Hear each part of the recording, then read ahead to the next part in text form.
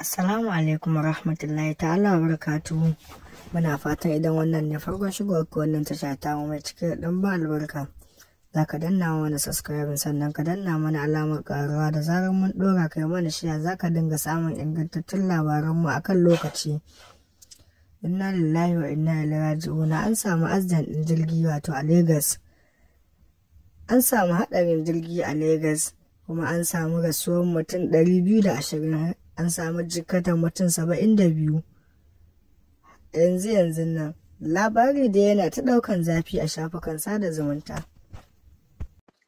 A yanzu haka manyan kungiyoyi an shiga lamarin, wato ana so a duba a samo ba a san abin da ya kawo accident din jirgin a sama.